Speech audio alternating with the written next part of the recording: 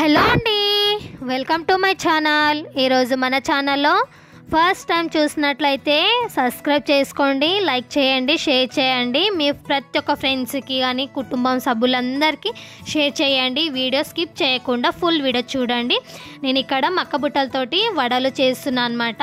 కానీ వడల్లాగా చేయలేనని మాత్రం కామెంట్ చేయకండి, బజ్జీలాగా చేశాను. ఇక్కడ చూడండి, మక్క బుట్టల్ని ఇలా కచ్చపచ్చగా నూరుకున్నాను. దీంట్లో ఒక కడాయిలోకి ఒక బౌల్లోకి తీసుకుందాం అనమాట. ఇక్కడ చిన్నవి 2 ఆనియన్స్ సన్నగా కట్ చేసుకున్నాను. ఒక 2 రెమ్మలు కరివేపాకు, ఒక రెమ్మ కొత్తిమీర, పుదీనా. ఇక్కడ పచ్చిమిర్చి తీసుకున్నాను, 10-15 వరకు పచ్చిమిర్చి తీసుకున్నాను. ఒక 5-6 ఎల్లిపాయలు, కొంచెం జీలకర్ర, కొంచెం అల్లం వెల్లుల్లి పేస్ట్, అల్లం తీసుకున్నాను అనమాట. టేస్ట్కి తగ్గట్టుగా సాల్ట్ వేసుకొని పేస్ట్ లాగా చేసేసి దీంట్లో వేసేసుకుందాం. వేసుకున్న తర్వాత ఇక్కడ బియ్యం పిండి తీసుకుంటున్నాను, ధనియాల పౌడర్, నువ్వులు, ఇంకొంచెం అంతా నేను బియ్యం పిండి తీసుకుంటున్నాను. ఎందుకంటే వడలు రావు కదా, అందుకే ఇంకొంచెం అంతా వేసుకొని బాగా కలుపుకుంటున్నాను. ఇక్కడ డీప్ ఫ్రైకి ఆయిల్ వేసుకుంటున్నాను.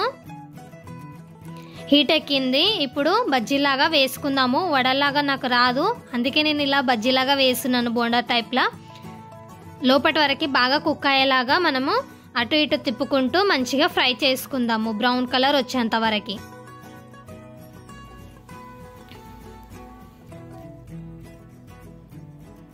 మొత్తం లోపటంతా బాగా ఫ్రై కావాలన్నమాట. ఇలా ఫ్రై అయ్యాయన్నమాట. చూడండి, అటు ఇటు తిప్పుకుంటూ ఉన్నాను. ఇప్పుడు ఫ్రై అయిపోయినాయి, తీసేసుకుందాం పక్కకి.